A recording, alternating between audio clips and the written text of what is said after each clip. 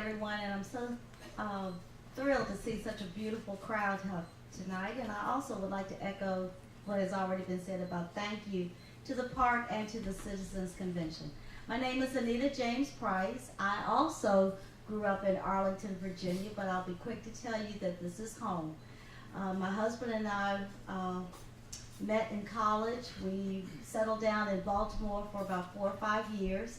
He was in construction. I taught a dinosaur called home economics. Nobody knows what that even means anymore.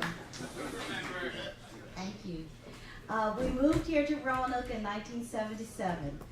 We are the proud parents of 3 adult children who I'm very happy to tell you they are products of Roanoke City public schools. And I say that with pride because all 3 of them are duly employed and doing well. We have 7 grandchildren, one of which was with me earlier today because I do have to wear many hats. When we came here to Roanoke, I began teaching for 10 years at Patrick Henry High School. From there, I went on to become an at-risk counselor during the time when the school system was going through the transition of junior high to middle schools. I've worked with at-risk children just about all my professional life. And those of you who know me know that that's my passion, and I am unashamed to say that that is and always will be my platform, youth and public education, because without those, we have nothing. Just like home economics help to strive to teach young people that family is important, it is so important that we continue those values and principles to help to strengthen every wonderful spoke of our beautiful Star City. Thank you very much.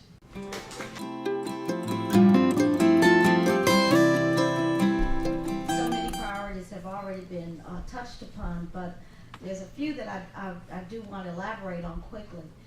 One of the concerns that we hear over and over is the ability to do business in Roanoke City and the difficulty it is in navigating the business model. That is a priority that I certainly want to continue to work on, and certainly it has been approached by this current council. You can't address what you don't first acknowledge, and that is certainly an issue that has been acknowledged. And I will tell you that strides are being made in streamlining and making business, the method of doing business a lot better. We are still very much a segregated city, and that's unfortunate. But I will say this: when I first moved here with Charles in 1977, I will be honest with you. Yes, I love Roanoke now, but back in '77, I thought, my God, what have you brought me to? I didn't see any diversity. I didn't see anyone like me on the streets. I didn't see anyone like Martin, a black man walking the streets in a suit and tie. Those are the kinds of images that, thank God, over the last 30 plus years have changed. Now, are we where we need to be? No. But that's why we have to continue to have dialogue and have these kinds of conversations, because we have to continue to make certain that we recognize you can't address what you don't first acknowledge.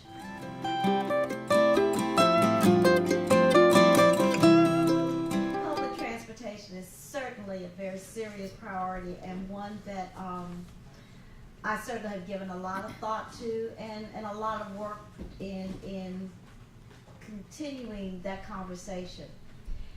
And we do want to commend our transit authority that at least right now some bus routes have been evaluated, will continue to be evaluated, and that expansion of service has been extended to the Roanoke Center for Industry and Technology. That was something that we kept hearing over and over and over, and recognized that it had to be addressed. That's one of the things that a council has to be willing to do, to listen to the concerns coming from its constituents and then coming up with solutions as to how to address it. Another thing that I would also mention, I don't know, time goes by too fast. Another thing I want to mention is that collaboration, and certainly regional collaboration is just absolutely imperative. We have developed some great relationships, but we really need the input of our citizens here in Roanoke City to stress to the the county leaders how much we need their help as well. Right now, Roanoke County is doing a strategic plan, and I'll get to the rest of it on the other side of the coin.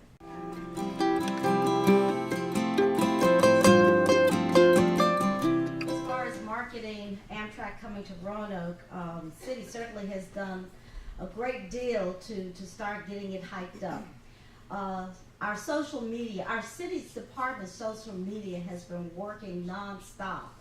I wish I could count all the number of regional and national magazines that have already begun to just absolutely applaud Roanoke for all its natural beauty and its amenities.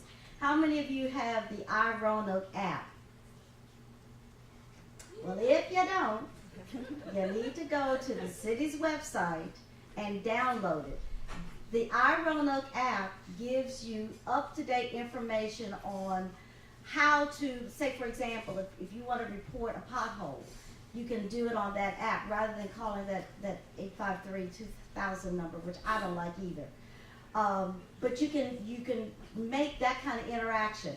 You can also find out what is going on in the city and around our region. So that's just one thing. The Smart Bus, I have taken it several times, going to Lynchburg right now in order to catch the train, and it is always packed, coming and going. I dare say that ridership for Amtrak is not going to be a problem, and as many of those on the panel have already said, we have so much to offer, and I want to see our own people here in Roanoke be able to take advantage of what's right here in our neighborhood.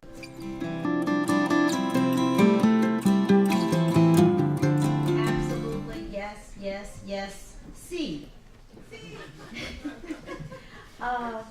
I think that goes without saying that is such an important component of our city. As I said, when I first moved here, I was just aghast at the lack of diversity in Roanoke. But now we are proud of over 104 different nationalities and languages that are spoken in Roanoke City. When I was in the school system, that was another one of the things that I absolutely enjoyed in the work that I did in working with children from diverse cultures. I had some of the first children from Bosnia in my classroom, so absolutely, that goes without saying.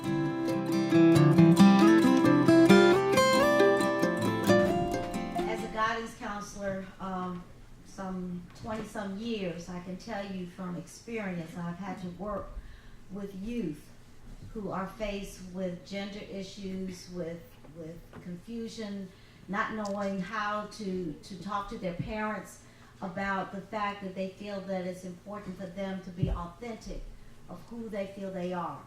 So in working with the LGBT community, I can tell you that that's an ongoing issue. You can't address what you don't first acknowledge, and helping our youth to understand and to find those resources that will help them to navigate the difficult, just think about it, it's difficult enough as an adolescent to grow up. But when you're faced with issues that some of us as adults don't feel comfortable in talking about, then that compounds who they are as a child. So it is so important that we make certain that we reach out to our youth and help them navigate and make sure that they know that they're loved and accepted.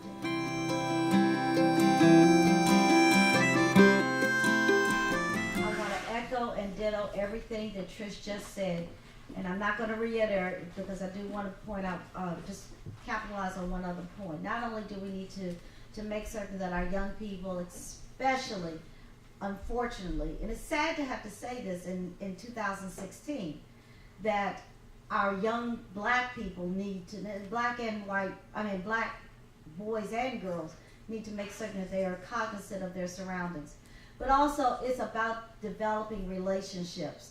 We've been very, very blessed that our outgoing police chief has done a fantastic job in working to make certain that the police department, if there is a problem, if there's an officer that has acted or been inappropriate, I've had the opportunity several times to have called to say, hey, did you know such and such a situation happened on 11th Street, or someone was inappropriately detained. And he has responded quickly and addressed it. In many other cities, that doesn't happen. A problem with the police and the community is swept under the rug and ignored. Thank God we don't have that here.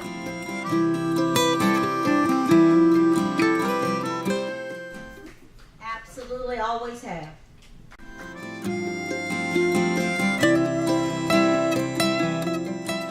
Another absolutely no.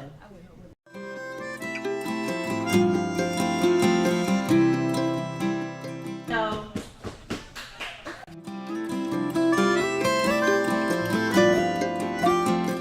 Yes.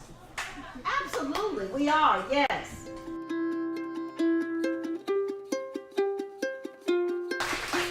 Thank you so very much for this opportunity for us to continue the conversation. I do ask you to send me back to City Council. Yes, I've been on council now for 8 years, but I'm going to tell you, one of the things that I have learned, well, several things that I have learned and I appreciate, is the fact that we have the opportunity to have conversations like this. You cannot continue to live in a vacuum and not acknowledge that we all have things that we need to have a conversation and then get the solutions done. I have so many initiatives and things projects that I have started that I want to see through. Something that my father impressed upon us, all of us. We've not talked about youth. And I get told all the time, Nita, stop talking about kids all the time in public education. But if we don't have a good, sound public school system, then everything else means absolutely nothing. So please, join me on May 3rd. I ask you so sincerely for your vote. Thank you, and God bless you all.